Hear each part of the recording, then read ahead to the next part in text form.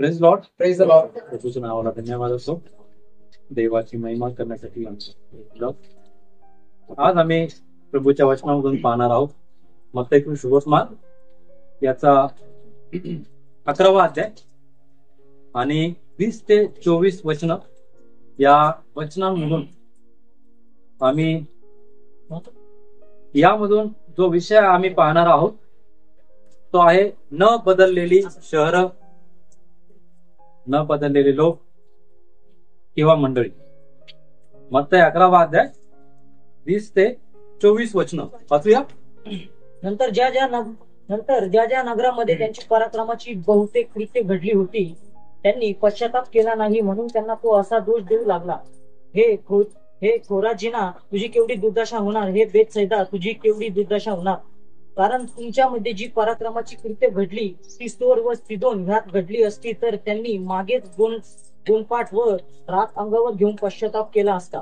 पण मी तुम्हाला सांगतो की न्यायाच्या दिवशी सोर व सिदोन यांना तुमच्यापेक्षा सोपे जाईल. हे कफरनहूम, तू आकाशापर्यंत उंचवलेला होशील काय? तू अधोलोकापर्यंत उतरशील काय? कारण तुझ्यामध्ये जी पराक्रमाची कृत्य घडली ती सदोमात घडली असती तर ते आजपर्यंत राहिले असते. पण मी तुम्हाला सांगतो की न्यायाच्या दिवशी सदोमास तुझ्यापेक्षा सोपे जायचे. या पवित्र शास्त्रामध्ये आम्ही पाहतो की प्रभू येशू ख्रिस्त शहरांविषयी बोलत आहे, परंतु सुरुवात काय होते माहिती वचनाने, नंतर ज्या नगरामध्ये, म्हणजे प्रभू येशू कुठेतरी बोलत आहे, प्रभू येशू काहीतरी बोलत आहे आणि हे वचन कुठेतरी चालू होतं अगोदर. आणि आम्ही पाहतो प्रभू येशूच्या समोर काही शहरं आहेत आणि त्या शहरांना प्रभू येशू बोलत आहे. आज ती शहरं त्यांची नावं आहेत, पण त्या शहरांची अवस्था आज वेगळी आहे. आणि तुम्ही गुगलवर, तुम्ही जर युट्यूबवर त्या शहरांविषयी माहिती पाहिली तर आम्हाला ती माहिती जेव्हा आपण बघू आजच्या काळामध्ये आपल्याला आश्चर्य आणि धक्का वाटेल की प्रभू येशू बोलला ते सगळं खरं ठरलं. आणि न बदललेली शहरं आजही आहेत, न बदललेल्या मंडळ्या, न बदललेले लोक वर्षानुवर्ष चर्चला आहेत, वर्षानुवर्ष प्रार्थना करतात, मन स्वभाव बदललेला नसतो. मग याच्याविषयी काय आहे? याच्याविषयी काहीतरी असायला पाहिजे. जर मंडळी बदलत नाहीये, घरं बदलत नाहीये, प्रभू येशू त्यासाठी एक संदेश. परंतु याची सुरुवात कुठेतरी अगोदर झालेली आहे आणि आम्ही बघूया ते 9वा अध्याय जर आम्ही पाहिला 36 आणि 38 वचनामध्ये आम्हाला ही घटना पाहायला भेटते. प्रभू येशू ख्रिस्ताची सेवा चालू असताना प्रभू येशू बोलत होता. 9वा अध्याय 36 ते 38 वचनामध्ये, तेव्हा लोक समुदायांना पाहून त्याला कळवळा आला, कारण मेंढपाळ नसलेल्या मेंढरांसारखे ते गाजलेले व पांघरलेले होते.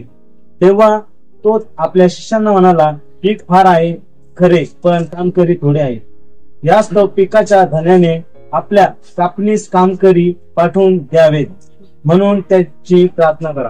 आम्ही पाहतो वचनामध्ये की आम्हाला काय पाहायला भेटत आहे. लोक समुदाय जेव्हा प्रभू येशू ख्रिस्ताने बघितला, प्रभू येशूला दिसून आलं, प्रभू येशूला कळवळा आला त्यांचा.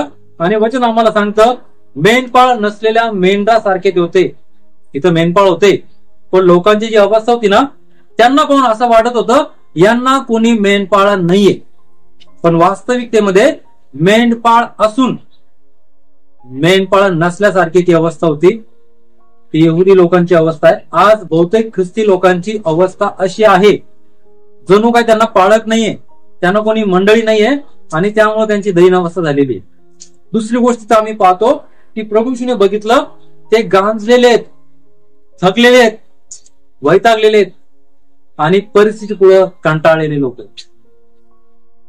हे कोणते लोक आहेत? ज्यांच्याकडे मेंढपाळ नाही.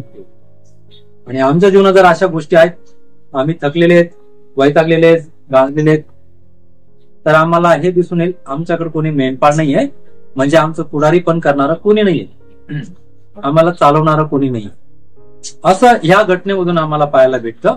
आणि आम्हीही पाहतो की लोक काय होते, गांजलेले, थकलेले, वैतागलेले आणि जीवनाला कंटाळलेले. ख्रिस्ती लोकांकडे नकोय. जर त्यांच्याकडे मंडळी, त्यांच्याजवळ वचन आहे, तर ते वैतागलेले, गांजलेले, थकलेले नकोय. पण या जर गोष्टी आहेत तर याचा अर्थ आहे त्यांच्याकडे वचन नाहीये, त्यांच्याकडे प्रभू येशू ख्रिस्त नाहीये, त्यांच्याकडे मेंढपाळ नाही. आणि तिसरी गोष्ट आम्ही या वचनामध्ये पाहतो, ते पांगलेले होते, अस्थिर होते जीवनामध्ये, ते इकडून तिकडं पळणारे होते. आज बहुतेक आमचं जीवन अस्थिर आहे, पांगत चाललेले. का माहितीये का? प्रभूशूने पाहिलं, प्रभूशूला दिसलं की यांना असं वाटतं मेंढपाळ नाही, असं जीवन झालेलं यांचं. आजही ख्रिस्ती समाज बहुतेक लोकांचं जीवन असंच आहे. ते थकलेले, हारलेले, पांगलेले आणि मेंढपाळ नसलेल्या सारखे आहेत. आणि त्यांना पाहून इतरांना कळवळ येतो की तुमच्याकडे कोणी पाळक येत नाही का?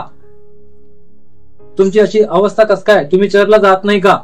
आणि ही अवस्था प्रभूशूला दिसली. आणि मग प्रभू येशू म्हणतो की काम करी थोडे, कामकरी कमी, तीच खूप आहे. आणि प्रभूशूने मग शिष्यांना नेमलं. 10वा अध्याय तुम्हाला मला सांगतो, प्रभूशूने शिष्यांना अधिकार दिला. पण माहिती अधिकार कसा दिला? पूर्ण अधिकार दिला. तुम्ही जर 5 व 6 वचन पाहताल, प्रभूशूने सर्व अधिकार शिष्यांना दिला आणि त्यांना एकच गोष्ट सांगितली की परराष्ट्रीयांकडे जाणाऱ्या वाटेंकडे जाऊ नका. तर प्रभूशू त्यांना म्हणाला, इस्रायलाच्या घराण्यातील हरवलेल्या मेंढ्यांकडे जा आणि जाताना अशी घोषणा करा, स्वर्गाचं राज्य जवळ आलंय. सगळ्यात पहिलं अधिकार प्रभूशूने दिला तो वचनाचा. हा मंडळीला दिलेला आहे, हा तुम्हाला मला दिलेला आहे. प्रभू येशू ती सेवा करत होता. वचनाची घोषणा मग पुढे तुम्ही पाहता, बरं करणं, भूत काढणं, मेलेले जीवन करणं, खूप सारा अधिकार प्रभू येशू ख्रिस्ताने शिष्यांना दिला.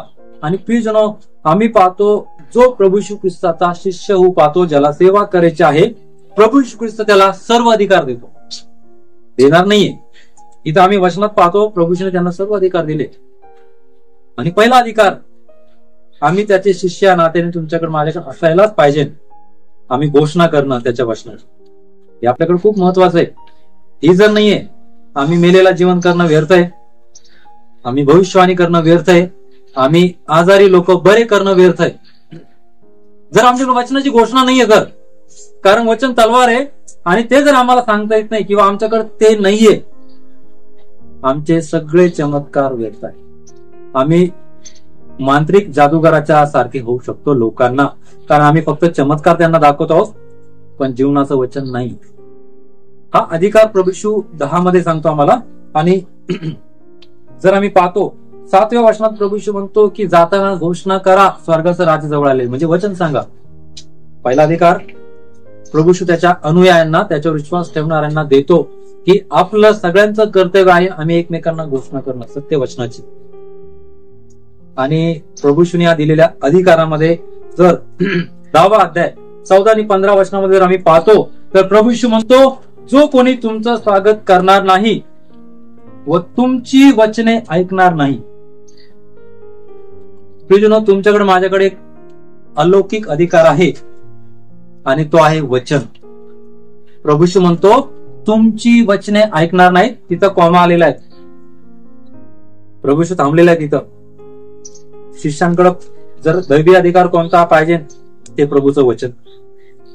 प्रभू येशू म्हणतो तुमची वचन ऐकणार नाही, तर त्यांच्या घरातून किंवा नगरातून निघताना पायाची धूळ झटकून टाका. प्रभू येशू चमत्काराविषयी बोलत नाहीये, प्रभू येशू भविष्यवाणीविषयी बोलत नाहीये, प्रभू येशू आत्मीय ओळखण्याविषयी बोलत नाहीये, प्रभू येशू वचनाविषयी बोलत आहे. आणि प्रत्येक ख्रिस्ती व्यक्तीकडे वचन असायला पाहिजे. वचन आमच्या हृदयात, वचन आमच्या जीवनात असायला पाहिजे. आणि वचनाची आम्ही घोषणा करावी. पण इथं पण प्रभू येशू आणखीन एक सावधानतेचा इशारा देतो मग ते 10व्या अध्यायामध्ये. आणि हे संभाषण 11व्या अध्यायापर्यंत येतं. आणि या 10व्या अध्यायाच्या 15व्या वचनात प्रभू येशू म्हणतो, मी तुम्हाला खचित सांगतो, न्यायाच्या दिवशी त्या नगरांपेक्षा सदोम आणि गमोरा या प्रदेशाला सोपं आहे. प्रभू येशू सरळ कुठे येते माहिती का? न्यायाच्या दिवशी. सुवार्ता, चमत्कार आणि तिसरा टप्पा आहे न्याय. या 3 टप्प्यातून आम्ही प्रत्येक जाणार. सुवार्ता आम्हाला कळलेली आहे, आम्ही वचनात वाढत आहोत, आम्ही चमत्कारही पाहतो. जर या चमत्कार पाहून किंवा देवाचं वचन ऐकून व्यक्ती बदलत नाहीये, त्याच्यासाठी शेवटचा संदेश आहे न्याय. आणि प्रभू येशू तो बोलला, न्यायाच्या दिवशी सदोम गोमोराला सोपं जाईल, पण त्या प्रत्येकाला कठीण जाईल. ज्याने वचनावर विश्वास ठेवला नाही, वचनाचा स्वीकार केला नाही, वचनाप्रमाणे चालले. इथं बसलेलं आम्ही पण असू शकतो. वचन तर आम्ही ऐकतोय, पण जर आम्ही स्वीकार करणार नाही, प्रभू येशू म्हणतो न्यायाच्या दिवशी, या मत्ताच्या पुस्तकात 10व्या आणि 11व्या अध्यायात आम्ही पाहतो 3 ते 4 वेळा शब्द आलेला आहे, न्यायाचा दिवस. प्रभू सेवा करताना प्रभूला अशी काय अवस्था पाहायला भेटली. प्रभूने त्यांना राज्याची सुवार्ता सांगितली, पश्चातापाविषयी सांगितलं, न्याय ऐकलं लोकांनी. प्रभूशी त्यांना शेवटचा संदेश देते, न्यायाचा दिवस तो फक्त देवाचा आहे, प्रभूचा आहे. हे सगळे दिवस आपल्याला वाटलं झोपून राहायचं, आम्ही झोपू शकतो. आपल्याला वाटत आज भांडणं करायचं, आम्ही करू शकतो.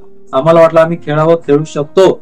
एक दिवस येणार आहे, तो फक्त प्रभू येशू ख्रिस्ताचा आहे, आणि त्या दिवशी न्यायचा. मग त्या दिवशी कोणाला कोणती सूट नाहीये. प्रभू येशू सांगत आहे की न्यायाच्या दिवशी सदोम गोमोरा सोपं जाईल, पण यांना कठीण जाईल. कोणाला कठीण जाईल? वचन न स्वीकारणार. म्हणून याकोबाच्या पत्रामध्ये म्हटलेले पहिल्या अध्यायामध्ये, वचनाप्रमाणे आचरण करणारे असं ऐकणारे नाही. आज ख्रिस्ती लोक ऐकणारे झालेले आहेत. संदेश खूप आवडतात आम्हाला, चांगली गोष्ट आहे. प्रियजन, ऐकून आमचा लाभ नाही होणार. जर ते जीवनात आचरण आणू तर आम्हाला लाभ होईल. आता आम्ही मत्ताच्या 11व्या अध्यायाकडे येतो.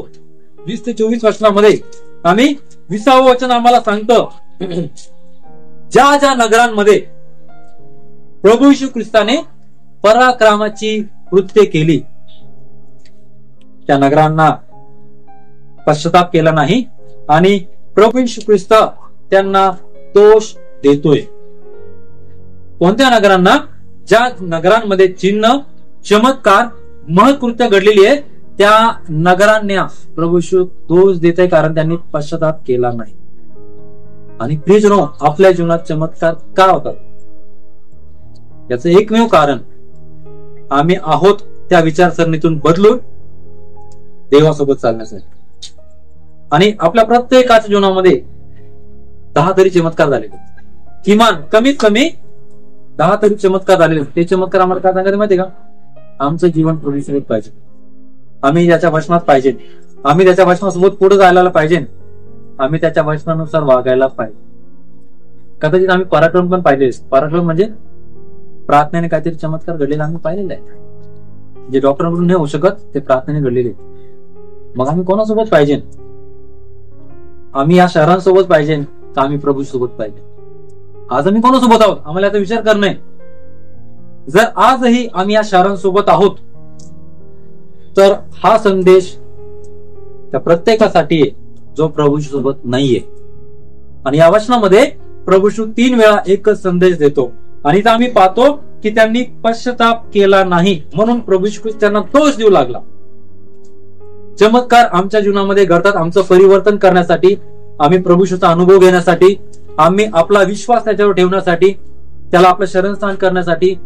पण बहुतेक ख्रिस्ती लोक किंवा जगातले लोक फक्त चमत्कार होण्यापुरतं प्रभूला, देवाला जीवनामध्ये घेतात. त्यानंतर देवाला कोणतीच किंमत नाहीये, वेळ नाहीये, आदर नाही.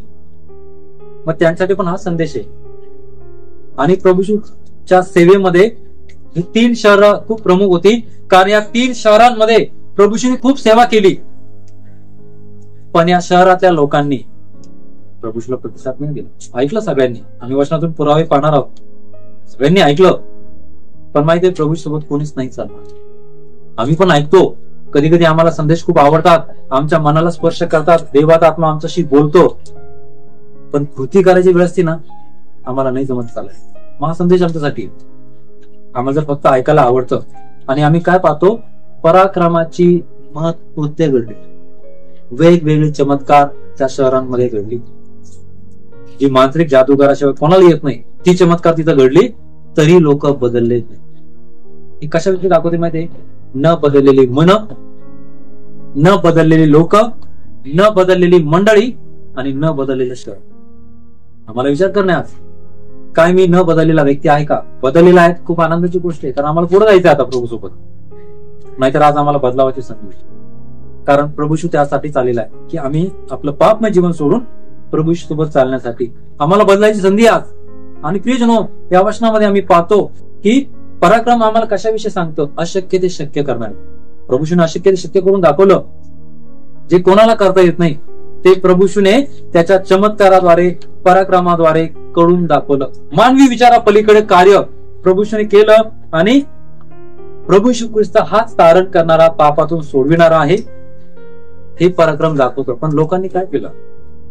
एका चमत्कार करणाऱ्या व्यक्ती म्हणून प्रभूशूला फक्त बघितलं आणि म्हणून ते प्रभूशूला जास्त काळ जीवनात घेऊन चालू शकले नाही.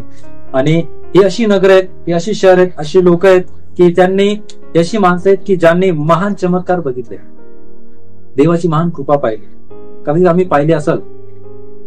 आणि प्रियजनो, मी तुम्हाला आज उत्तेजन देईल, त्या चमत्कारांकडे बघा मग. आणि आठवा, आम्ही देवाला काय शब्द दिले, वचनाकडे नका, त्या चमत्कारांना बघा, त्या पराक्रमाच्या गोष्टीकडे बघा आणि स्वतःला प्रश्न करा, मी कुठं आहे? मी या शहरांमध्ये आहे का? मी खोरोजिनामध्ये आहे का? मी बेतसादामध्ये आहे? मी कफरनहूम मध्ये का? मी प्रभूच्या सोबत आहे? आम्हाला पाहायला भेटल आम्ही या शहरांच्या अवतीभोवती फिरत, कारण या शहरातल्या लोकांचं जीवन अलिशान होतं, व्यस्त होतं आणि जगाच्या चिंतेने, जगाच्या व्यवसायाच्या गोष्टीने ते वेढलेले होते. आणि त्यांनी खूप सारे चमत्कार, पराक्रम पाहिले, पण त्यांच्या जीवनामध्ये देवाला कोणतंच स्थान नव्हतं. त्यांच्या जीवनामध्ये देवाला, देवाच्या गोष्टीसाठी आदर नव्हता. आणि त्यांनी त्यांच्या दुष्कर्मांबद्दल, वाईट गोष्टींबद्दल जराही पश्चाताप केला. प्रभू त्यांना दोष देतो. आज असा एक जनसमुदाय आहे की ते स्वतःविषयी त्यांना पश्चाताप करावा असं कधीच वाटत नाही. आणि ही खूप घातक गोष्ट आहे. उधळ्या पुत्राविषयी आम्ही पाहतो, जेव्हा तो बरबाद झाला, संपला, डुकरांच्या संगतीत बसला, तिथं त्याची शुद्धी आली आणि तो स्वतःशी म्हणतो की माझ्या वडिलांच्या घरी कितीतरी मोलकऱ्याच भाकरीची रेलचे, मी काय करतो, माझ्या घरी जातो, वडिलांना क्षमा मागतो, म्हणतो मी तुमच्या विरुद्ध, देवाविरुद्ध पाप केलं. पश्चाताप आलेला आहे त्याला. आज बहुतेक लोक पश्चाताप न करता देवाशी जोडतात.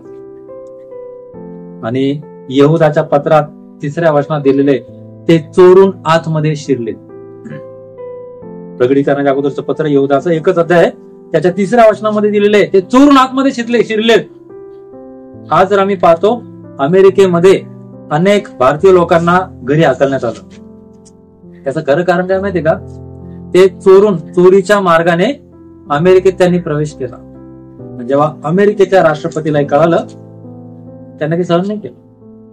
जितक्यांनी चोरून प्रवेश केला, पासपोर्ट, विजा न देता, त्यांना हातकड्या बांधून विमानाने पाठवलं. अमेरिका, एक जगिक व्यक्ती, तो नाही सहन करत. स्वर्गात जाण्याची खूप सारी यादी, चोरून स्वर्गात कोणी जाईल का?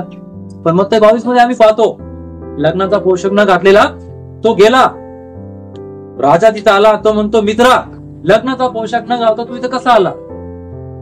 राजा आपल्या चाकरांना सांगतो, याचे हातपाय बांधा, याला बाहेरील अंधारात टाका, तिथं रडणं, दात खाणं चालल. स्वर्गात जाणं तितकं सोपं नाहीये. जर आम्ही पश्चाताप केलेला नाहीये, पश्चाताप न करता पुन्हा जर आम्ही देवाशी संबंध स्थापतो, मग आम्ही धोक्यामध्ये आहोत. आम्ही याचं गोड गैरसमज ठेवू नये की आम्ही स्वर्गात जाऊ. प्रभू येशू आम्हाला दाखवलं आम्ही कधी पडलो आणि आम्ही पश्चाताप केला का नाही. हे खूप महत्वाचं आहे. त्या उधळ्या मुलाने पश्चाताप केला, त्याचं जीवन बदललं. पण या शहरांविषयी आम्ही पाहतो की प्रभू येशू या शहराने, या गावांना दोष देतो. आणि येशू ख्रिस्ताने दोष देत असलेल्या या शहरांपैकी जवळपास हे 3 आणि आणखीन एक शहर आहे यरूशलेम, त्याच्याविषयी पण प्रभू येशूने दोष दिला. आणि का दोष दिला माहितीये? हे सर्व लोक देवाला, प्रभू येशू ख्रिस्ताला पाठ दाखवत होते. त्यांनी पाठ दाखवले इतके अनुभव घेऊन. ख्रिस्त्या नात्याने हा प्रश्न आपल्या समोरसाठी पण येतो, आपल्याविषयी काय, आपल्याबद्दल काय आहे? आम्ही खूप सारे अनुभव देवाचे घेतले, आम्ही खूप साऱ्या प्रार्थना केल्या असेल, आमच्या छोट्या ते छोट्या प्रार्थनेचे उत्तर जर देवाने दिलेले, हा प्रश्न फिरून आमच्यासाठी येतो, आमच्याविषयी काय? आम्ही कुठं असायला पाहिजे? आम्ही कोणासोबत चालायला पाहिजे? आम्ही जगासोबत चालायला पाहिजे का आम्ही प्रभूसोबत चालायला पाहिजे? प्रभूशूला शहराने पाठ दाखवली. प्रभूशीने तारणाची वार्ता सांगितली, पण बघा मत्तय 11 हा अध्याय एक प्रभूशूच सरळपण आम्हाला दाखवते आणि तो कठोर रीतीने सरळपणे सांगते. जर व्यक्ती देवाचं वचन स्वीकारत नाही, त्याच्या चमत्कारालाही अनुभव घेऊन पाठ दाखवतो, तर त्याच्यासाठी एकच संदेश येतो, तो म्हणजे न्यायाचा. आणि याचा अनुभव प्रत्येक व्यक्तीने घ्यायला पाहिजे. जर प्रभू सोबत चालणं जमत नाहीये, प्रभूच्या वेळेमध्ये त्याला राहणं जमत नाहीये, मग त्याच्यासाठी न्यायाचा प्रसंग काय सांगाल हे व्यक्तीने पाहायला पाहिजे. लूक 15 मध्ये आम्हाला श्रीमंत मनुष्य गरीब लाजरस पाहायला भेटतो. 16व्या अध्यायामध्ये जेव्हा तो श्रीमंत मनुष्य मेला, आम्ही पाहतो तो अधोलोकात आहे, जळत आहे आणि आम्हाला वचन सांगत आहे तो यातनेने पिडलेला आहे, तो मरत नाहीये. संपलं. त्याला संधी मिळाली होती, त्याने पश्चाताप केला नाही आणि त्याने आपलं जीवन बदललं नाही. आम्ही पाहतो मत्तय या 11:21 मध्ये पहिल्या शहराचं नाव येतं खोरोजिना आणि आम्ही पाहतो की प्रभू तिथं त्यांना दोष देतो. कृपेवर कृपा त्यांच्यावर घडली, अनेक संधी त्यांना मिळाल्या, अनेक अद्भुत चमत्कार, अलौकिक चमत्कार त्यांनी पाहून सुद्धा त्यांनी काय प्रभूशीवर विश्वास ठेवला नाही आणि प्रभूशी त्यांना दोष. हे खूप महत्वाचं आहे आम्हाला समज की त्यांनी येशू ख्रिस्ताला ओळखलं नाही. आम्ही येशू ख्रिस्ताला काय म्हणून ओळखलेलं आहे? एखाद्या प्रार्थनेमधून, चमत्कारामधून, घटनेमधून आम्हाला प्रभूशीची ओळख झाली असेल, पण त्या ओळखीपर्यंत आम्ही थांबलो आहोत का आम्ही ओळखीच्या पुढे गेलेलो आहोत? हे खूप आम्हाला समजणं गरजेचं आहे. आणि हे पहिलं शहर प्रभूच्या समोर येतं आणि प्रभू येशू ख्रिस्ताने या शहराच्या लोकांचा निषेध केला, कारण त्यांना येशू ख्रिस्ताचा संदेश, येशू ख्रिस्ताची सेवा आणि येशू ख्रिस्ताचा चमत्काराचा अनुभव घेऊन सुद्धा त्यांनी पाठ दाखवला. आज जर आम्ही अनेक शहरांमध्ये, गावांमध्ये आम्ही पाहतो, रविवारच्या सभेला, रविवारच्या प्रार्थनेला चर्चमध्ये मोजून लोक येतात. बाकीचे लोक कुठं असतात? आपापल्या घरामध्ये किंवा इतरत्र असतात. पाठ दाखवू नये, येशू संदेश ऐकून, येशूचा चमत्कार पाहून, येशूची सेवा पाहून या लोकांनी प्रभूशूला पाठ दाखवली. आणि या तिन्ही शहरांची अवस्था काय माहिती का? ते आता फक्त दगडांचं अवशेष आहे. हे शहरांविषयी तुम्ही पाहताल ना, तुम्हाला गुगलवर, युट्यूबवर पाहायला भेटल. जेव्हा तुम्ही या शहरांची नावं टाकताल, तिथं कोणती शेती होती नाही, तिथं कोणता व्यवसाय नाहीये, ते शहर फक्त दगडाचा ढिगार आहे, तिथं माणसाने राहत. आणि प्रभूशू बोलला, न्यायाच्या दिवसातून खूप दूर आहे, पण प्रभूशू बोलला की न्यायाच्या दिवशी तुमच्यापेक्षा सदोम, सोर, सिदोन यांना सोड. माहितीये, प्रभूशूने खूप भयानक अवस्था त्यांना उघड करून दाखवली की इथं कोणती सूट नाहीये, न्यायापासून सुटण्यासाठी कोणती दया नाहीये. प्रिजनो, दया आता आहे, पश्चाताप करण्याची संधी आता आहे, बदलण्याची संधी आता आहे. पण बहुतेक जण बदलायला तयार. आम्ही आपला स्वभाव घेऊन चालतो, आम्ही आपली विचारसरणी घेऊन चालतो, आम्ही प्रभूचं ऐकत नाही. हे ते शहर आहे, यांनी प्रभूच्या सगळ्या गोष्टी बघितल्या, काहीच नाही. ख्रिस्ती व्यक्ती असा नसावा, मंडळीतले लोक असे नसावे, तर ते प्रभूला घेऊन चालणारे. दुसरं शहर आम्ही पाहतो ते आहे बेथसदा आणि आम्ही पाहतो कृपेचं घर. कृपेवर कृपा तिथे झाली, अलौकिक गोष्टी घडल्या, पण या शहरातल्या लोकांनी सुद्धा प्रभू येशू ख्रिस्तावर विश्वास ठेवला नाही. आणि प्रभू त्यांना बोलतो की तुमची केवढी दुर्दशा होणार.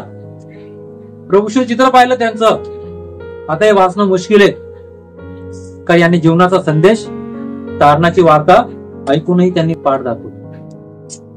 आणि प्रभू म्हणतो तुमची किती दुर्दशा होणार. प्रभूने दुर्दशा पाहिली. बघा, हे जर अनुभव प्रत्येक ख्रिस्ती व्यक्ती घेतो आणि जर तो स्वतःला थांबवतो, वचनात चालत नाही, प्रभू सोबत चालत नाही, तो दुर्दशेमध्ये सापडतो. ते घर दुर्दशेमध्ये सापडत, ते घरानं, मंडळी काय असेल दुर्दशेमध्ये सापडत. का? कारण अनुभव घेऊन ते प्रभू सोबत चालायला तयार नाहीये. आणि प्रभू म्हणतो तुमच्यामध्ये जी पराक्रमाची ते घडली ती सोर आणि सिदोन यात घडली असती, त्यांनी मागेच गोंताट आणि राग अंगावर घेऊन पश्चाताप केला असता. पश्चाताप केला असता. दुसऱ्यांदा हा शब्द येतो पश्चाताप. आज अनेकांना पश्चाताप माहिती नाही. बाप्तिस्मा करणारा योहान बाप्तिस्मा करत होता आणि तो सांगतो की मी पाण्याने तुमचा बाप्तिस्मा पश्चातापासाठी करतो. तो यहुदी लोकांना बोलत होता. यहुदी लोक मूर्ती पूजेकडे वळाले होते. जिवंत देवाला त्यांनी सोडलं होतं आणि तो त्यांना सांगत होतो, तुम्हाला मागं फिरणं, तुम्हाला जिवंत देवाला घेऊन सोबत चालणं, तुमचा पश्चाताप होणं, तरच तुम्ही देवाचं राज्य पाहू शकता. प्रियजनो, बघा हे खूप महत्वाचं आहे. ख्रिस्ती लोकांना बाप्तिस्माचा अर्थच वेगळा आहे त्यांच्यासाठी. पश्चातापाचा अर्थ अनेकांना स्पष्ट माहिती नाहीये, पण योहान तिथं सांगतो पश्चाताप तो आणतो. आम्हाला समज नाही की पवित्र शास्त्र आम्हाला याविषयी काय सांगतं. आणि बेतसदा हे शहर होतं, या ठिकाणी अनेक चमत्कार घडले. वाचूया मार्क याचा 8वा अध्याय 22 वचन. Mark 8:22, look 9:10. Mark 8:22, look 10, look 9:10. त्या दिवसात एकदा असे झाले की येशू त्याच्या शिष्यांसह नावेत बसला आणि तो त्यांना म्हणाला, आपण सरोवराच्या पलीकडच्या बाजूला जाऊया. आणि ते निघाले. ते जात असता येशू झोपी गेला.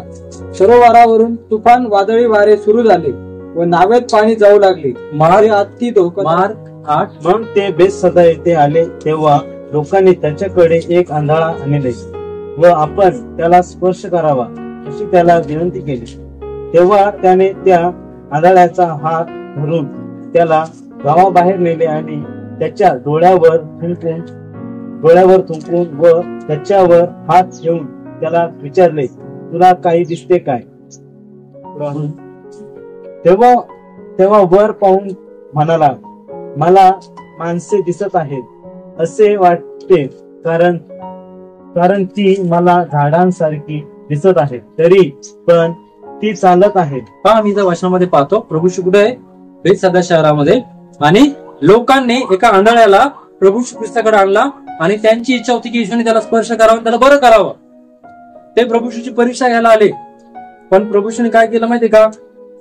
त्याला प्रभू येशूने तिथं त्यासाठी प्रार्थना केली. प्रभू येशू त्याच्या डोळ्यावर थुंकून त्याच्यावर हात ठेवून त्याला विचारले, तुला काय दिसतं का? तो म्हणतो, मला थोडं अस्पष्ट दिसतं, मला पूर्ण स्पष्ट दिसत नाही, माणसं मला झाडासारखी दिसत आहे. आणि वचन आम्हाला सांगत आहे की पुन्हा प्रभू येशूने त्याच्यावर हात ठेवले आणि त्याला विचारलं आणि तो बरा झाला. पण पुढे माहिती काय घडलेले? प्रभू येशू त्याला गावाच्या बाहेर आणि प्रभू येशू त्याला एक सल्ला देते. प्रभू येशू त्याला सांगत आहे की त्याला घरी पाठवताना प्रभू येशूने सांगितलं, या गावात पाऊल सुद्धा टाकू. कोणत्या गावामध्ये? बेतसदामध्ये. का माहितीये का? जन्माच्या आंधळ्याला आजही डॉक्टर बरं करू शकतो, पण प्रभू येशूने बरं केलं. आणि प्रभू येशू त्याला सांगते, या गावात पाऊल सुद्धा टाकू नको. प्रियजनो, लोकांनी प्रभू येशूला, त्याच्या सेवेला, त्याच्या वचनाला स्वीकारलं. बेतसदामध्ये आम्हाला वचन पुरावे देत आहेत. आज जो प्रत्येक जण देवाच्या वचनाला, प्रभू येशूच्या सेवेला, प्रभू येशू सामर्थ्याला, त्याच्यापासून मिळणाऱ्या तारणाला, पापाच्या सुटकेला स्वीकारणार नाही, त्याची दुर्दशा होणार. आणि हे जर होऊ नये असं वाटतं, आम्ही प्रभू येशूला आपल्या जीवनामध्ये पापापासून सोडविणारा, तारणारा म्हणून आम्ही स्वीकारणं गरजेचं आहे. लूक याचा 9वा अध्याय 10व्या वचनामध्ये आम्हाला पाहावयास भेटतं एक चमत्कार, आणखीन एक अलौकिक चमत्कार. त्याची ओळख आम्हाला इथं सांगण्यात येते. 9:10. ते परत आले तेव्हा त्यांनी येशूला अर्पण केलेल्या सर्व गोष्टी सांगितल्या. नंतर येशू त्यांना घेऊन बेतसदा नावाच्या नगरात गुप्तपणे गेला. ठीक आहे. आणि याचा आम्ही 14 वचन वाचूया. ते सुमारे 5,000 पुरुष होते, परंतु तो आपल्या शिष्यास म्हणाला, त्यांना सुमारे 50च्या गटाने बसवा.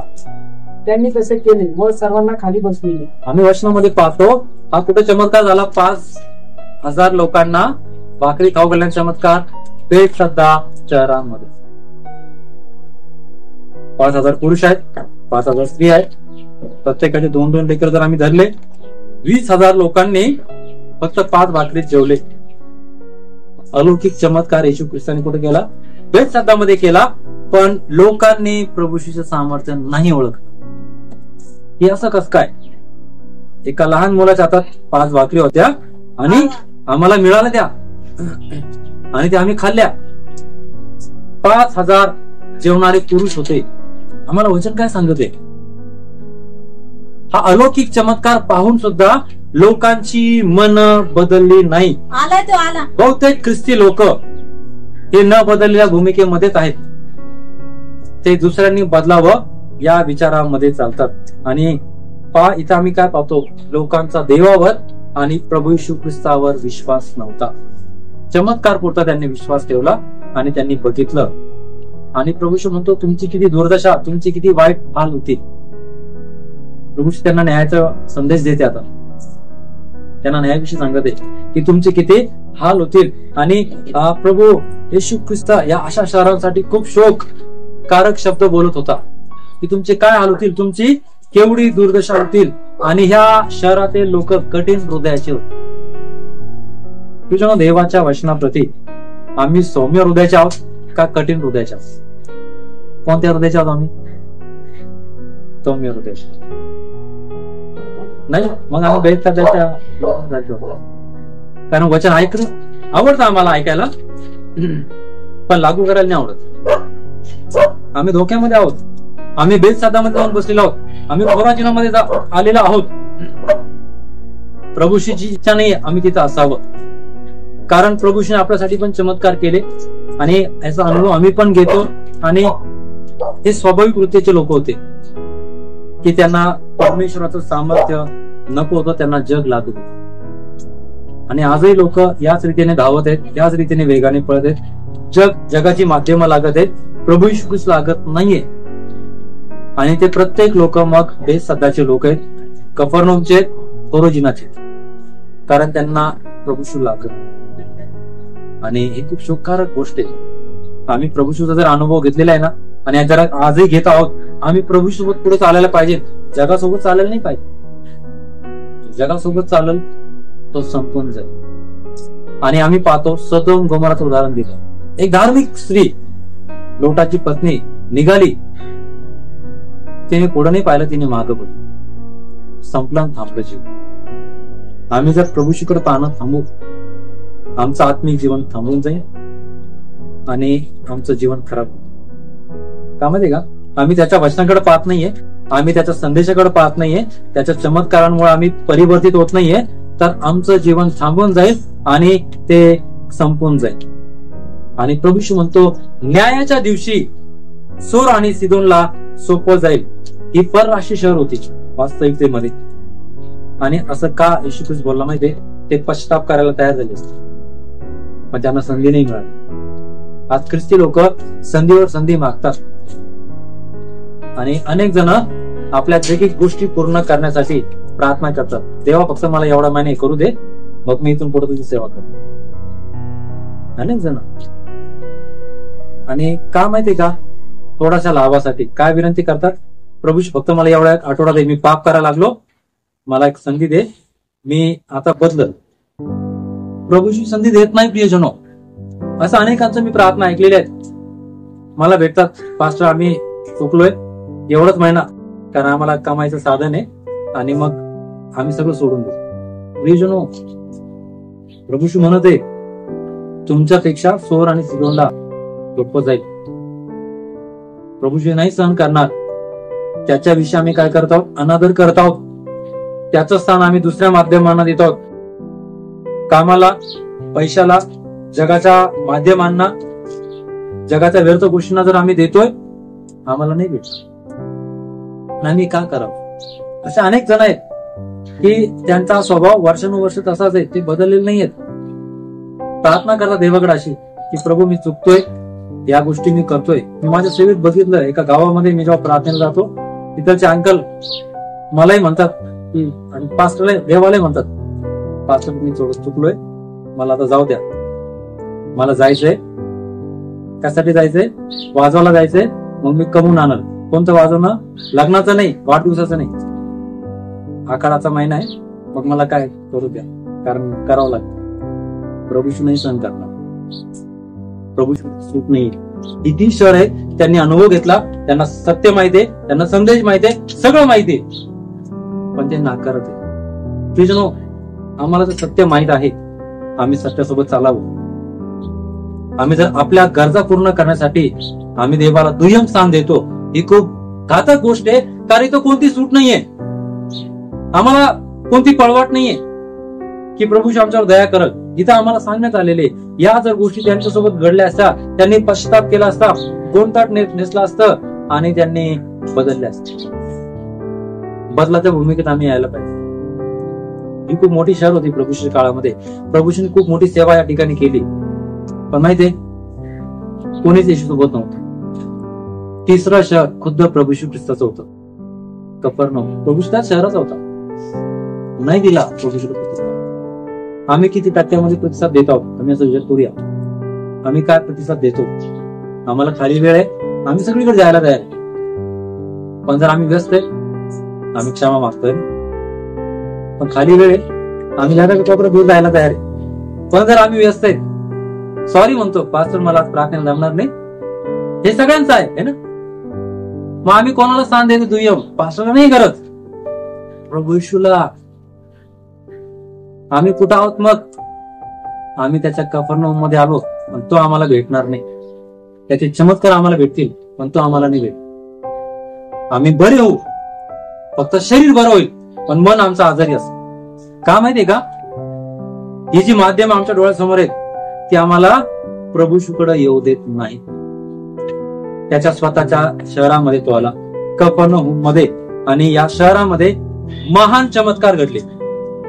महान चमत्कार कफरनहूम मध्ये घडले, पण याही शहरामध्ये कोणीच प्रभू येशूसोबत.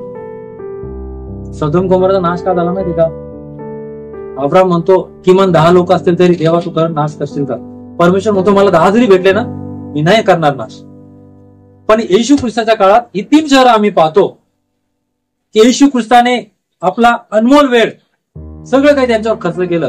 प्रभूने तिथं फक्त संदेश नाही दिला, चमत्कार नाही केलं, त्यापेक्षा काहीतरी केलं, पण लोकांनी येशूला प्रतिसाद नाही दिला. आमचा येशू ख्रिस्ताकडे कसा प्रतिसाद आहे? कृपा करून आम्ही याचा विचार करणं गरजेचं आहे. आणि प्रभू येशू ख्रिस्त कफरनहूमाची तुलना सदोम शहरासोबत करतो. सदोम गोमोरा जगाच्या सुरुवातीला सगळ्यात पहिला ज्या शहरांवर देवाचा न्याय आला ते शहर. येशू त्याचा संदर्भ वापरतो की ते अग्नी आणि गंधकाने नष्ट केलं देवा. आणि येशू कफरनहूमला पाहतो त्याच्या स्वतःच्या लोकांकडे, पण प्रभू येशूला तिथं बदलाव नाही दिसला. प्रियजनो, बदलावाच्या भूमिकेत आम्ही चालायला पाहिजे. आम्ही बदलावामध्ये आम्ही यायला पाहिजे. आणि आपल्यासाठी खूप खूप गरजेचं आहे की देवाची दया, देवाची कृपा आम्हाला माहित आहे. आणि आम्ही जर त्याला महान स्थान देत नाही, प्रथम स्थान देत नाही, आम्ही थोडं थांबलं पाहिजे की मी काय जीवन जगत आहे, ख्रिस्ती जीवन मी काय जीवन जगत आहे. प्रभू येशू कफरनहूमामध्ये आला, काय घडलं कफरनहूम? मार्क 2 अध्याय 1 वचन.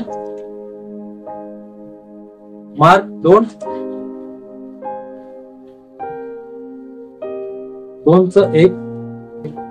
मार्क. काही दिवसांनी तो पुन्हा मत्ताईचा 8 अध्याय 5 वचन. मार्क 2:1. काही दिवसांनी तो पुन्हा कफरनहूमात आला आणि तो घरी आहे असे लोकांच्या शाली पडले. आम्ही या वचनामध्ये आम्ही पाहतो की आम्हाला वचन सांगत आहे की तो आपल्या गावी आला, आपल्या घरी आला आणि लोकांच्या कानी आलं. तेव्हा इतके लोक जमले की दारात देखील त्यांना जागा होईना. आणि वचन सांगतो तो त्यांना संदेश देत होता. येशूने फक्त चमत्कार केले का? कधी कधी आम्ही चूक करतो, एकच बाजू घेऊन चालतो. मला जर बरं करायचं राहणे फक्त तेवढंच मी घेऊन चालतो. मला भविष्यवाणी करता येते, मी फक्त भविष्यवाणी घेते, वचन घेत आहे का? हे तुम्हाला जगात पाहायला भेटत. येशू ख्रिस्त काय करत आहे? संदेश देत होता. वचन आम्हाला सांगतो दारामध्ये लोक जमले होते, मंडळी जमली होती. चमत्काराची घाई केली की येशू ख्रिस्ताने? लोक पण घाई करतात आणि आपण पण घाई करतो. तो त्यांना संदेश देते, तो त्यांना जीवनाच्या गोष्टी सांगत आहे. आणि एक पेशंट तिथे आणला गेला, पॅरालिस झालेला, ज्याला आजही डॉक्टर बरं करू शकतो. पॅरालिस पेशंटला लवकर उपचार करावा लागतो, पण 2000 वर्ष अगोदर येशूने प्रार्थने बरोबर खूप चमत्कार आहे. येशूला जमलं, हे फक्त येशू ख्रिस्तालाच जमतं. मत्ताईचा 8 अध्याय 5 वचनामध्ये आम्ही पाहतो इथं पण येशू कफरनहूमास आल्यावर एक शताधिपती त्याच्याकडे आला व त्याला विनंती करून म्हणाला, प्रभूजी, माझा चाकर पक्षघाताने अतिशय क्लेश होऊन घरात पडला आहे. येशू त्याला म्हणाला, मी येऊन त्याला बरे करीन. तेव्हा शताधिपतीने उत्तर दिले की, प्रभूजी, आपण माझ्या छपराखाली यावे अशी माझी योग्यता नाही, पण शब्द मात्र बोला म्हणजे माझा चाकर बरा होईल. या वचनामध्ये आम्ही पाहतो एक अधिकारी प्रभूकडे विनंती करायला येतो कफरनहूमामध्ये. तो अधिकारी कफरनहूमचा नाहीये, तो बाहेरचा आहे. आणि प्रभू त्याचं हे बोलणं ऐकून आनंदी होतो. तो म्हणतो, तुम्ही माझ्या छपराखाली, माझ्या घराखाली यावं, इतकी योग्यता माझी नाहीये. तुम्ही इथून शब्द बोला, माझा चाकर बरा होईल. प्रभू म्हणतो, इतका विश्वास मला इस्रायलात कफरनहूमात नाही आढळला. आणि त्याचा चाकर बरा होईल. 2 पॅरालिसचे पेशंट आम्हाला पाहायला गेले की त्यांना लकवा आलेला आहे, पण हे कशाने बरे झालेले आहेत? नाही, अलौकिक चमत्कार आम्ही पाहतो, अद्भुत चमत्कार आम्हाला पाहायला भेटतो. आणि हा चमत्कार काय सांगतो? प्रभूला सर्व काही शक्य आहे. पण आम्ही जर लोकांकडे बघितलं, ते फक्त चमत्कारापुरतं प्रभूच्या मागे चालले होते. बहुतेक लोक आजही तसेच आहेत, बदललेले नाहीये. लोकांना चमत्कार लागत आहे, चमत्कार जीवनात घडविणारा प्रभू नाही लागत. आणि आम्ही पण जेव्हा सेवा करतो, प्रियजनो, कृपा करून एकच बाजू घेऊन चालू नका. मला आत्म्या ओळखता येतात, मला बरं करता येतं, मला त्यांच्याविषयी काय सांगता येतं, तेवढं घेऊन आम्हाला चालायचं नाही. येशू ख्रिस्त एकच बाजू घेऊन चालला नाही. येशू ख्रिस्ताकडे सगळं होतं. आणि तुम्ही जर मार्क मध्ये पाहिलं, पहिल्या अध्यायामध्ये कफरनहूमात प्रभू येशू ख्रिस्त मोठ्या सकाळी प्रार्थनेला उठला आणि लोक येऊन त्याची वाट बघत होते. आणि शिष्यांना प्रभू सांगितलं की मला आसपासच्या गावात गालीला उपदेश करता यावा, भूत काढावे, म्हणून मला जायचं. खूप महत्वाचं आहे. प्रभूने एकच सेवा केली नाही, एकच कार्य केले नाही. प्रभूकडे संदेश होता, प्रभूकडे वचन होतं, आणि प्रभूने चमत्कार सुद्धा. का? कशासाठी? आम्हाला याचा विचार कर, तारण होण्यासाठी, लोक पापातून सुटण्यासाठी. पण या 3 शहरांनी प्रभूला प्रतिसाद दिला. आज आम्ही आहोत. जर आम्हाला त्याचं वचन कळतं, आम्हाला त्याच्या वचनाला प्रतिसाद देणे. मग तेच 4था अध्याय 13 वचन वाचूया. परंतु तो नासरत येथे राहिला नाही, तर गालील सरोवराजवळील कफरनहूम नगरात जाऊन राहिला. जुबुलून व नफ्ताली या प्रदेशांना लागूनच कफरनहूम नगर आहे. 16 आणि 17 वचन. अंधारात वावरणाऱ्या लोकांनी मोठा प्रकाश पाहिला. मरणाचे सावट असलेल्या प्रदेशात राहणाऱ्या लोकांसाठी प्रकाश अवतरला. त्यावेळेपासून येशू उपदेश करू लागला व म्हणू लागला की पश्चाताप करा, कारण स्वर्गाचे राज्य जवळ आले आहे. ही सेवा आम्ही वचनामध्ये पाहतो, कफरनहूमात घडलेली आहे. चमत्कार होण्या अगोदर प्रभूजी काय सांगत आहे? पश्चाताप करा, देवाचं राज्य जवळ आलंय. प्रभूने त्यांना पहिले पश्चातापाची संधी दिली, तारणाचा मार्ग सांगितला, जीवनाचा मार्ग सांगितला. आणि प्रियजनो, ही ती पहिली पायरी आहे जी आम्ही प्रत्येकाने अनुभवलेली आहे. दुसरी पायरी आम्हाला माहिती. सगळ्यात शेवटची पायरी काय माहिती का? न्यायात. जे आजही प्रभूला पाठ दाखवतात आणि ज्यांना वाटतं आम्हाला त्याच्या वचनाची, त्याची मंडळीची गरज नाही, मग त्यांनी न्यायाच्या दिवसाविषयी ऐकायला पाहिजे की त्याचं वचन काय. आणि आम्हाला एक समजणार जाईल. मार्क याचा 1 अध्याय 21 वचन.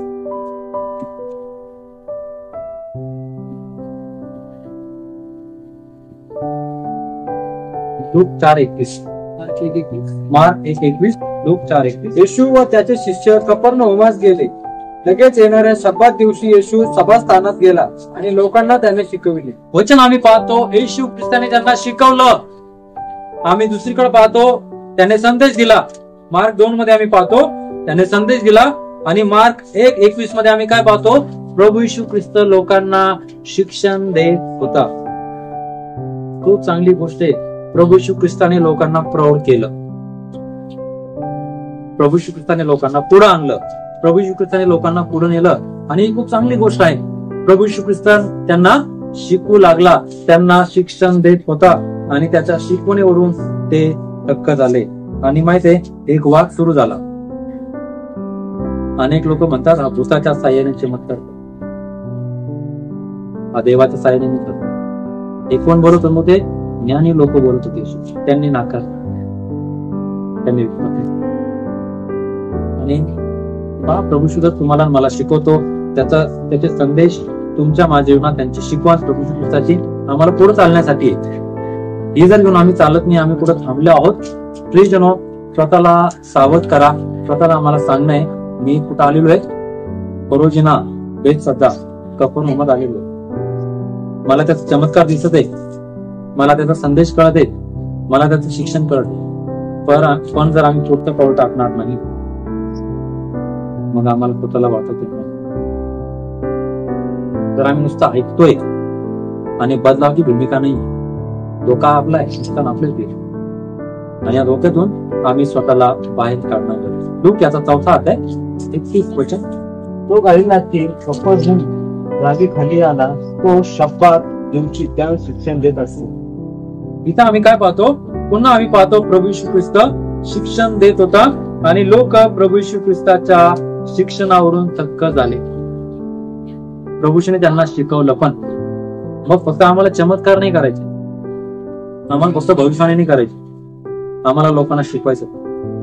पण त्या अगोदर आम्हाला शिकणं पण गरजेचं आहे. आपल्या सगळ्यांना शिकणं गरजेचं आहे. आणि प्रियजनो, या शहरातल्या आम्ही पाहतो का प्रभूने या 3 शहरांना संदेश दिला, कारण या नगरातले लोक स्वतःला श्रेष्ठ समजणारे. कधी कधी आम्ही पण स्वतःला काही बाबतीत श्रेष्ठ समजतो, तर आम्ही त्याचं नाही ऐकतो. आमचं श्रेष्ठपण, आमचा मोठापणा आपल्या डोळ्यासमोर असतो.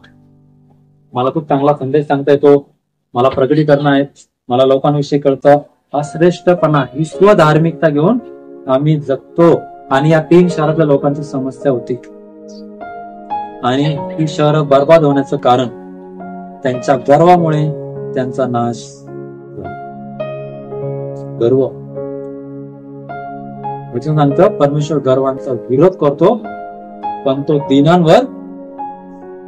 आम्ही कोणत्या बाबतीत गर्विष्ठ नसाल, धार्मिक बाबतीत देवाला सगळ्यात चीड त्याची आहे. श्रीमंतीची, गाड्या घोड्याची नाही देवाला चीड. देवाला आमच्या स्वधार्मिकतेची, स्वतःच्या मोठेपणा करण्याची. आणि प्रभूने त्यांना तिथं विरोध केला, निषेध केला. प्रभूने आमचा निषेध नाही केला पाहिजे, प्रभू येशू ख्रिस्ताने आमचा स्वीकार केला. आणि यहुदाच्या पुस्तकामध्ये आम्ही पाहतो की काही लोक चोरून आतमध्ये शिरले, आणि यहुदा म्हणतो ते अधार्मिक आहेत, अनीतीने वागण्यासाठी देवाची दया नुसतं निमित्त त्यांनी घेतलेले, आणि आपल्या प्रभू येशूचं धनीपण, मालकीपण ते नाकारतात आणि येशू ख्रिस्ताला ते मानत. ते सर्वजण या ठिकाणी राहतात. यहुदा त्याच्या पत्रामध्ये आम्हाला सांगताना पाहावयास मिळतो, आणि तो म्हणतो 5व्या वचनात, यहुदाचं पत्र त्याच्या 5व्या वचनात तो आपल्या सगळ्यांना एक बोध करतो, आणि आम्ही हा बोध समजून घेऊया. तुम्हाला हे सर्व ठाऊकच आहे, तरी तुम्हाला याची आठवण करून द्यावी अशी माझी इच्छा आहे. ते हे की प्रभूने मिस्र देशातून आपल्या लोकांना निभावून नेले, आणि जे विश्वासाहीन झाले त्यांचा नाश केला. प्रभू यहोवा इथं सांगतो की ही जे धर्मत्याग करणारे, धार्मिक जीवनाचा त्याग करणाऱ्यांची गोष्ट इथं सांगण्यात आलेली आहे. आणि ज्यांनी देवावर विश्वास ठेवण्याचं नाकारलं, इथं वचन सांगत आहे त्यांचा नाश केला. जर आम्ही प्रभूशी विश्वास ठेवायला नाकारत आहोत, आम्ही त्याच्यासोबत चालायला नाकारत करत आहोत, आम्ही त्याच्या वचनाचा आदर करायला नाकार करत आहोत, त्याच्या वचनाप्रमाणे आम्ही वागायला नाकार करत आहोत वागणुकीने, ते इस्रायल लोकांसोबत घडलेले ते त्या प्रत्येकासोबत घडल जो देवाचं ऐकायला तयार नाही, जो प्रभू येशू ख्रिस्तावर विश्वास ठेवायला नाकारतो, त्याच्या वचनाप्रमाणे चालायला तयार नाहीये. त्या सर्वांसाठी ही गोष्ट आहे, इथं घडणार. पण मत्ताई सांगत आहे की न्यायाच्या दिवशी त्यांना कठीण, न्यायाचा दिवस त्यांच्यासाठी सोपा नाही. न्यायाचा दिवस सदोम गोमोरा सोपा आहे, सोर आणि सिदोनला सोपा आहे, पण न्यायाचा दिवस त्या प्रत्येकासाठी कठीण आहे जे देवाचे अनुभव घेऊन सुद्धा देवासोबत चालायला भेटू नको. आम्हाला स्वतःला आज एका या गैरसमजामधून आम्हाला काढणं गरजेचे. आणि यहुदा पुढच्या 6व्या वचनामध्ये माझे देवदूतांचं उदाहरण देतो. की इथं आम्हाला तो सांगतो की ज्या देवदूतांनी आपलं अधिकार पद न राखता काय केलेलं आहे, आपलं वस्तीस्थान सोडलं, आपलं पद सोडलं, त्यांना मोठं पद पाहिजे नव्हतं, ते त्यांच्याविषयी तो सांगतो की त्यांना निरंतरच्या बंधनात, निबिड काळोखात आणि काळोखामध्ये महान दिवसाच्या न्यायाकरिता राखून तो देवदूतांविषयी दिलेले. त्यांना मोठं पद लागत होतं, त्यांना त्या पदावरून काढले ज्या पदावरती होते, आणि निबिड काळोखात त्यांना ठेवलं. त्यासाठी न्यायाच्या दिवसासाठी. पुन्हा एकदा आम्ही पाहतो न्यायाच्या दिवसाविषयी लेख आहे. हा दिवस चांगला नाहीये, हा दिवस खडतर आहे, हा दिवस कठीण आहे, आणि हे वारंवार आम्हाला पवित्र शास्त्र आम्हाला सांगतं. आणि या ठिकाणी आम्ही सदोम गोमोराचं उदाहरण आम्हाला पाहायला भेटतं. आणि यहूदा त्याच्या 8व्या वचनामध्ये एक आव्हान, एक मंडळीला सावधानतेचा इशारा देतो. आपल्या 8वं वचन, तसेच हे देखील एकीकडे विश्वास स्वप्नात देहाला विटाळवितात आणि दुसरीकडे प्रभुत्व तुच्छ लेखतात व थोराची निंदा करीतात. इथं आम्ही पाहतो तसेच हे देखील काय करतात, एकीकडे विषय स्वप्नामध्ये देहाला विचारतात.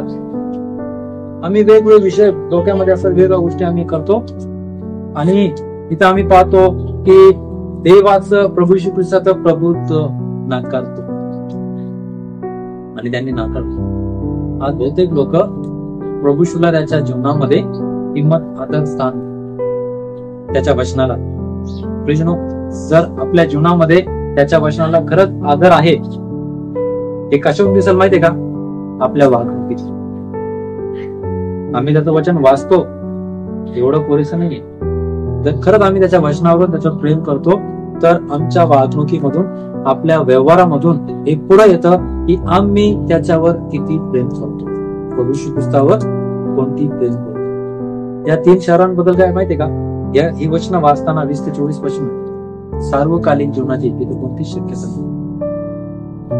त्यांच्या वाट्याला सार्वकालिक जीवन, स्वर्ग. प्रभू श्री म्हणतो, तुमची किती दुर्दशा, तुमचे किती वाईट हाल होतील. न्यायाच्या दिवशी तुम्हाला सोपं नाही, पण दुसऱ्यांना, म्हणजे न्यायाच्या दिवशी खूप कठीण अवस्था आहे. ही वचन आम्ही वाचत असताना आम्ही का, या वचनातून काय संदेश आहे आम्हाला? आज ही वचन आम्हाला काय सांगत आहे? प्रभूच्या सेवेमध्ये प्रभूशला अशा काही लोकांनी, अशा शहरांनी, मंडळींनी प्रतिसाद दिला की तिथं ते काही प्रतिसाद देत होतं. आणि आम्ही पाहतो मार्क मध्ये आम्ही पाहिलं की एका घरामध्ये प्रभू उभा होता आणि पक्षघाती माणसाला आणलं. त्या घरामध्ये बरीच मंडळी जमलेली होती. चर्च जमलं होतं, लोक संदेश ऐकत होते, फक्त ऐकत होते. आणि प्रभू या भूमिकेमध्ये जर आज मंडळ्या असल्या, आम्हाला पुढे त्या घरात जायला जागा नव्हती, आणि काही लोकांनी विचार केला या घराचं छप्पर आम्ही काढू आणि या पक्षघाती माणसाला येशू समोर टाकू, कारण घर गच्च भरलेलं आहे, प्रार्थना चालू आहे, चर्च चालू आहे, पण लोक फक्त वचन ऐकत, संदेश ऐकत. मार्क 2 मध्ये तिथं दिलेले घर गच्च भरलेलं होतं, लोकांना संदेश ऐकायला आवडत, लागू करायला. तिथं 4-5 जण आले आणि त्यांनी प्रभू शुची सर्व. आज चर्च मंडळ्या अनेकांना ऐकायला आवडतं, पण हे लागू करणं खूप महत्वाचं आहे, आम्हाला हे समजणं गरजेचं आहे. आणि यहूदा म्हणतो ते दुसरीकडे प्रभुत्व नाकारतात आणि पोरांची निंदा करतात. आणि हे कोण आहेत, यांच्यासाठी काय आहे? शहरांविषयी आम्ही पाहिलं, पण आम्हाला यहूदा त्याच्या पत्रामध्ये आम्हाला सांगतात. गावचं वाचूया. तथापि ज्या गोष्टी यांना समजत नाही त्यांची हे निंदा करीतात, आणि ज्या गोष्टी बुद्धिहीन पशु प्रमाणे त्यांना स्वभाववंत समजतात त्यांचा योग्य हे आपला नाश करून देतात. त्यांची केवढी दुर्दशा होणार, कारण ते कैनाच्या मार्गाने चालले, द्रव्यासाठी बलामाच्या भ्रांती मार्गात बेथामपणे घुसले आणि कोराहासारखे बंड करून त्यांनी आपला नाश करून घेतले. आम्ही हे सगळे कोणते पाहतो मध्ये पश्चाताप न करणारे, दुसऱ्यांना दोष देणारे, दुसऱ्यांविषयी कुरकुर करणारे, दुसऱ्यांमध्ये दोष पाहणारे. आणि यहूदा इथं सांगतो की ज्या गोष्टी त्यांना समजत नाही त्यांची ते निंदा करतात. ज्या गोष्टीविषयी त्यांना काही समज नाहीये त्याविषयी ते बोलतात, पश्चाताप नाही करत. आणि तो शास्त्रामध्ये आम्ही पाहतो, प्रगटीकरण 2:5 मध्ये पहिल्या मंडळीला प्रभू येशू दोष देतो, पश्चाताप कर आणि पहिल्याची कृत्य कर. पश्चाताप करण्यास सांगितले. प्लीज नो, हा आमच्या जीवनामध्ये खूप अविभाज्य भाग आहे. त्यानंतर आम्ही प्रभू सोबत आम्ही भेट करू शकतो. आणि आम्हाला इथं वचन सांगते की त्यांची केवढी दुर्दशा होणार. योगाने पण तेच पाहिलं की प्रभूने पाहिलं की अशा शहरांची, लोकांची, मंडळींची, अशा लोकांची काय दुर्दशा आहे. त्यांना वाटत ते स्वर्गात जातील, त्यांना वाटतं ते प्रभू सोबत असतील, पण यहूदा सांगतो की त्यांची किती दुर्दशा होणार. मत्तय मध्ये आम्ही पाहिलं प्रभूच्या 3 शहरांना म्हणतो तुमची किती दुर्दशा होणार. आमचे आत्मिक डोळे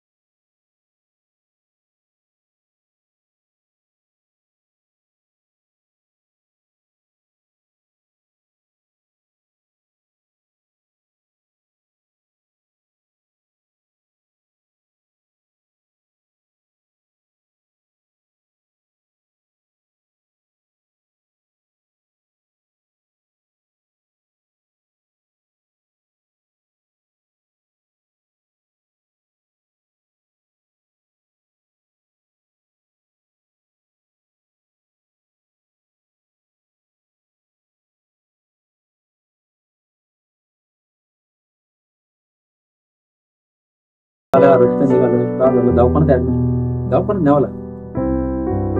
एवढं काय सांगायचं माहितीये का, हे लोक कोणी माहितीये का, तुमच्या भागातले खडे. कोणते लोक? हे लोक. आम्ही भात आहोत का खडे आहोत, मला विचार कर. पण पांढरे खडे नको बांधायचे.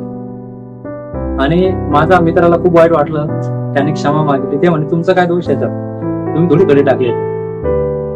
पण आपण खडे बनून लोकांच्या जीवनात आलो हे सांगलं नाही. आणि यहोदा म्हणतो हे तुमच्या भातात झाकलेले खडे असल्यासारखे आहेत. ते कुशाल तुमच्या बरोबर जेवण खावण करतात, पण ते फक्त स्वतः. मला काय, आम्ही जर खड्यासारखे राहू ना, आम्हाला कोणीच पसंत नाही करणार. आपल्या लोक पसंत करतात का ना करतात. मी खडा घेऊन चाललोय आणि खडा दाता खाली आवडतो. खडे चुकीचं बोलतोय का मी. आता पुढं याच प्रश्नामध्ये ते कुशल तुमच्या बरोबर जेवण खाणे करतात. ते फक्त स्वतः करत राहणारे असे मेंढपाळ आहेत. ते पाणी नसलेल्या ढगांसारखे असून ते वाऱ्यामुळे वाहत जाणाऱ्या ते लोक म्हणजे हिवाळ्यातील फळहीन व समोर उपटली गेलेली आणि 2दा मेलेली झाडे आहेत. यहोदा सांगतो ते मेंढपाळ नसून, पण दुसऱ्या भाषांतरात काय दिलेलं आहे, ते स्वतः चालत राहणारे असे मेंढपाळ आहेत. आणि ते पाणी नसलेल्या ढगासारखे नुसते गरजतात. ऐकलं, आम्ही पाहतो ना, नुसता कडकड चालू असतो ढगांचा, पाऊस पडत नाही.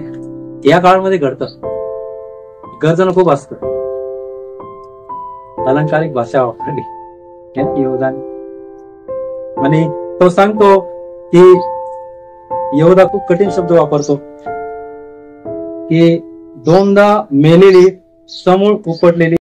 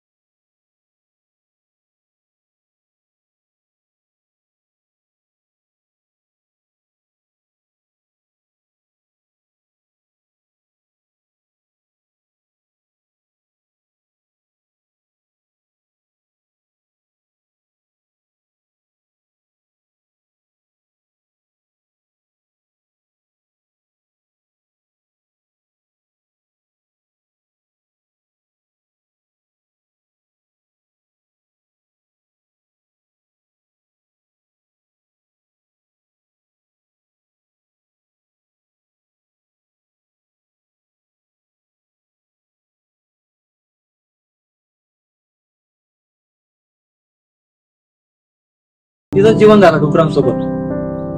की मी घरी जाईल, माझ्या बापाला म्हणाल तुमच्या विरुद्ध, देवाविरुद्ध मी पाप केलं. आम्ही कधीच बोलत नाही आणि तशीच आम्ही देवासोबत सहभागिता करतो.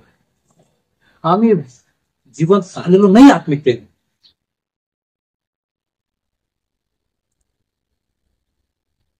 आम्ही त्या शहरांसारखे लोक आहोत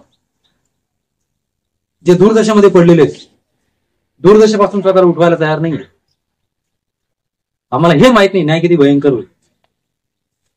जर देव चिडला आणि आमच्यासाठी जर शेवटचा संदेश आला न्यायाचा, संपलं मग सगळं.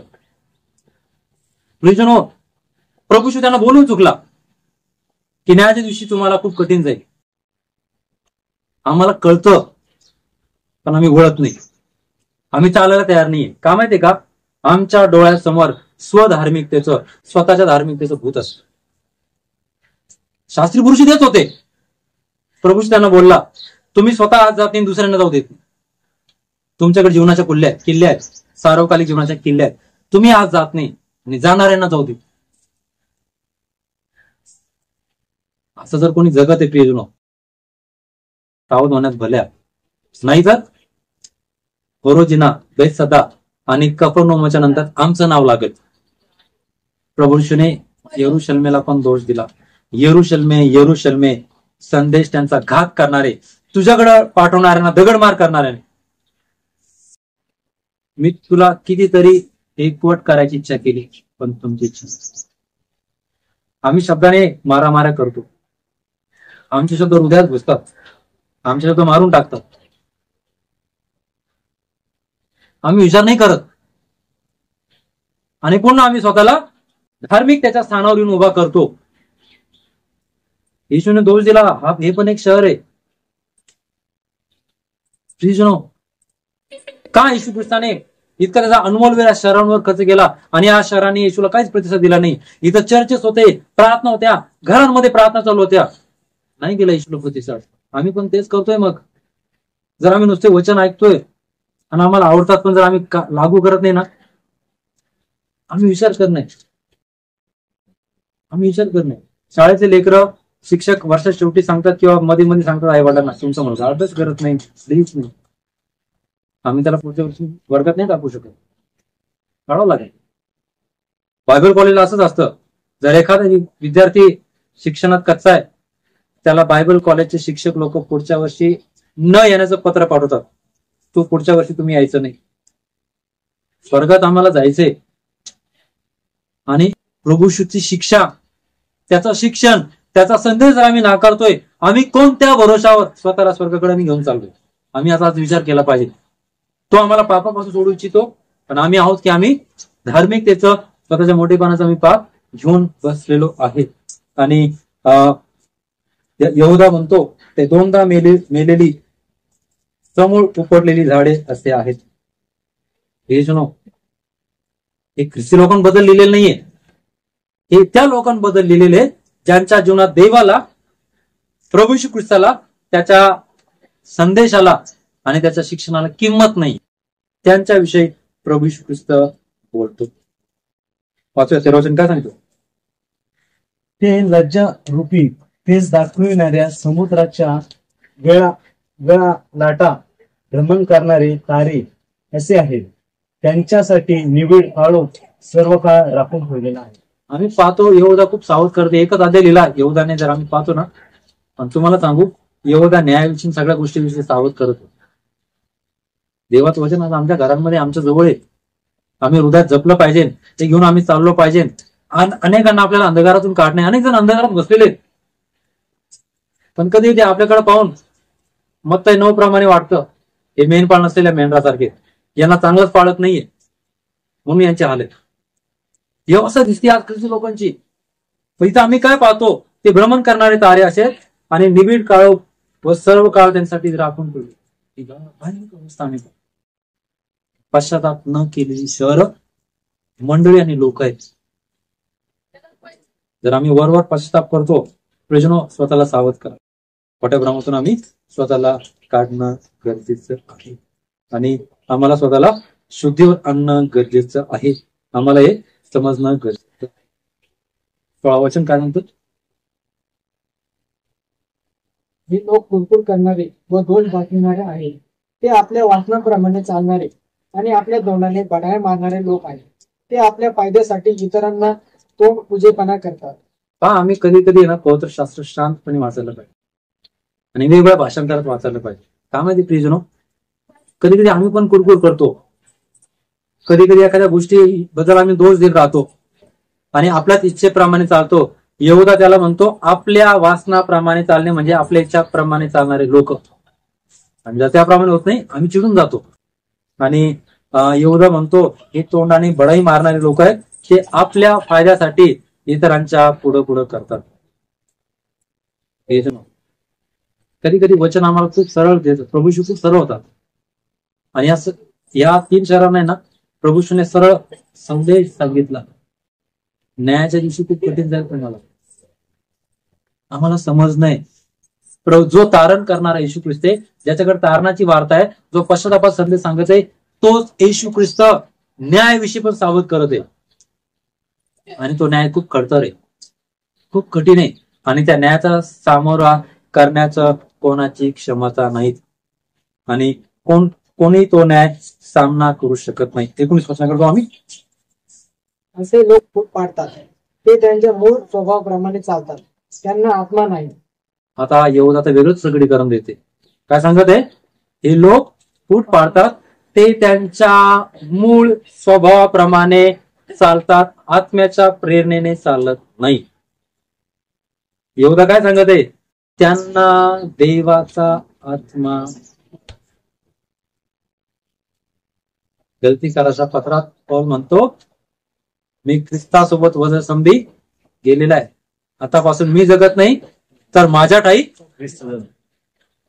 मग मी बाजारात आहे, मी कामावर आहे, मी कोणाची तर काम करत आहे, पण माझ्यामध्ये कोण जगतोय? पण हे जर नाहीये, मीच माझ्या स्वभावाप्रमाणे चालतो, तर वचन सांगत आहे मला देवाचा आत्मा नाही, कारण मी वधस्तंभावर गेलेलो नाही. माझा स्वभाव वधस्तंभावर गेलेला नाहीये. आम्ही प्रभूविषयी असं शिकलेलो नाहीये. आम्हाला हे समजणं गरजेचं आहे. तुम्हाला मला कशावर उभा राहायचंय? स्वतःला उभा करा. आता ही उभा करायची वेळ आहे. आम्हाला पडायचं नाहीये. तिचं वचन, प्रियजनो, तुम्ही तर आपल्या परमपवित्र विश्वासावर स्वतःची रचना करा, पवित्र आत्म्याने प्रार्थना करा. खूप सुंदर यहूदा सांगत, याचा तुम्ही स्वतःला उभा करा की आपल्याला पवित्र शिकवण्यात आलेल्या विश्वासामध्ये आम्हाला त्याच्यावर आम्हाला स्वतःची उभारणी करायची आहे. आपल्या परम पवित्र विश्वासावर स्वतःची रचना करायची आहे. आणि पौल म्हणतो पवित्र आत्म्याने प्रार्थना करा. पवित्र विश्वासावर उभा राहा, पवित्र आत्म्याने प्रार्थना करा. आमच्यासाठी हे गरजेचं आहे. आणि यहूदा सांगतो की जे कित्येक जण सार्वकालिक जीवनासाठी आपल्या प्रभू श्री ख्रिस्ताच्या दयेची वाट पाहतात, आपल्याला पाहायला सांगितलेले, आणि आपणास देवाच्या प्रीतीमध्ये राखा. प्रियजनो, आम्हाला देवाच्या प्रीतीत राखायचं, आम्ही त्याचे आहोत. गेल्या गुणांच्या आम्ही बाहेर आलो ना, धोका आहे, दुर्दशा आहे, नाश आहे. आणि तो म्हणतो जे कित्येक जण संशयात आहे त्यांच्यावर दया करा. आता आम्ही संशयात आहोत का विश्वासात आहोत? आता विश्वासात यायचे. कपन होमत नाही राहायचे, बेट सध्यामध्ये पण नाही राहायचे. येशू ख्रिस्त यहूदा त्याच्या पुढच्या वचनात सांगतो अग्नीतून उडून काढून त्यांचं चाल. हे सार्वकालिक अग्नीत चाललेले आहेत, त्यांना ओढा, ते पडतील. अग्नीतून उडून काढून त्यांचं तारण करा. आणि कित्येकावर तर बीज दया करा, मात्र देहाने डागाळलेली त्यांची काय करा? त्यांच्या वस्त्राकडे नका पाहू, त्यांचं तारण करा. आणि हे करणं गरजेचं आहे. सगळ्यात शेवट, आजच्या संदेशाचा शेवट आणि वचनाचा शेवट. प्रियजनो, हे जर लागू करून तुम्ही केलं खूप चांगलं लाभ. शेवटचं वचन होते 25. अशा आपल्या उद्धारक एकाच देवाला येशू ख्रिस्त आपला प्रभू, याच्याद्वारे गौरव, महिमा, पराक्रम व अधिकार हे युगांपूर्वी आता व युगानुयुग आहेत. आमेन. आमेन. यहूदा म्हणतो तुम्हाला पतनापासून राखण्यास आणि आपल्या ऐश्वर्ययुक्त सान्निध्यात निर्दोष असं उल्हासाने उभा करण्यात जो समर्थ आहे, अशा आपल्या उद्धारक एकच देवाला येशू ख्रिस्त आपला प्रभू याच्याद्वारे गौरव, महिमा आणि पराक्रम व अधिकार युगारंभापूर्वी आता आणि युगानुयुग आहेत. आमेन. देवाच्या वचनाची मंडळीसाठी इच्छा, प्रत्येकासाठी काय इच्छा आहे? आपल्याला पतनापासून, पापापासून राखण्यास आणि त्याच्या सामर्थ्याच्या ऐश्वर्ययुक्त सान्निध्यात आम्हाला निर्दोष उभा करण्यासाठी तो समर्थ आहे. त्याला युगानुयुग गौरव असो आणि आम्हाला ही तयारी करू. आम्ही या शहरांबद्दल पाहतो. ही शहरं ती आहेत चमत्काराच्या, खूप साऱ्या गोष्टी घडल्या, खूप सारे चमत्कार येशू ख्रिस्ताच्या द्वारे झाले, पण येशू ख्रिस्ताच्या सोबत कोणीच नव्हतं. येशू ख्रिस्त एकटा होता. येशू ख्रिस्ताचं सामर्थ्य सगळ्यांनी पाहिलं, कोणी नाही आलं, कारण स्वधार्मिकतेचे शास्त्रीय पुरुषी लोक तिथे होते. येशू ख्रिस्ताला विरोध करणारे होते. येशू ख्रिस्त देव पण अनेकांनी नाकारले. ते स्वतःच्या भाषणाप्रमाणे चालणार होते, विचाराप्रमाणे. ती जण आज ही संधी आहे तुम्हाला आणि मला, आज ही वेळ आहे तुम्हाला आणि मला. पश्चातापाची संधी, फिरण्याची संधी. उदयापुत्र फिरला आणि त्याने तारण मिळवलं. त्याला पहिले तारण मिळणं गरजेचं, नंतर त्याला पुत्रत्वाचा हक्क मिळाला. आम्हाला याचा विचार करूया. आज प्रभू शिव तारण द्यायला जगात आला, पापातून सोडवायला जगात आला. काय आम्ही ते मिळवलेलं आहे? का आम्ही दोनदा मेलेली आणि समोर उकटलेली झाडं आहोत का? आम्ही पापात पडलो होतो, पापात मेलो होतो. पश्चाताप न कर जर आम्ही प्रभूसोबत जोडलोय, पश्चातापाची गरज आहे. त्याच्याशी नातं पुनर्स्थापित होण्याची आम्हाला गरज आहे. या शहरांवर दयाने झाली. आज गुगल तुम्हाला या शहरांविषयी चित्र दाखवत. हे सर्व शहर दगडाचा ढिगार आहे. ना तिथं शेती होती, ना तिथं कोणी मनुष्य राहतं, ना तिथं कोणता व्यवसाय चालतो. न्यायाच्या दिवसातून बाकी आहे. आणि आजही अशा घरांची दुर्दशा आहे ज्या घरांमध्ये देवाच्या वचनाची किंमत नाही, जे त्याच्या वचनाचा अनादर करतं. अनेक घरं माझ्या आसपास आहेत, माझ्या समोर आहेत, माझ्या अवतीभोवती पाहायला भेटतात, ज्या घरात वचनाला, देवाला किंमत नाहीये. पैसा असून त्यांना जेवण नाही भेटत. का माहितीये का? पैशाला देव बनवलेले, पैशाला किंमत आहे, पैशासाठी माणसाचं पण आहे. दुर्दशा होतो. प्रभूजी म्हणलं तुमची किती दुर्दशा. प्रियजनो, आम्ही समजून घेऊया, आम्ही स्वतःला स्थिर करूया. तुम्हाला मला जर कोणाला किंमत द्यायची, मला प्रभूला आणि त्याच्या वचनाला किंमत, आणि यावर चालण्यासाठी प्रभूला माग, की आमचं मन, अंतःकरण त्याच्या हाती असलं पाहिजे.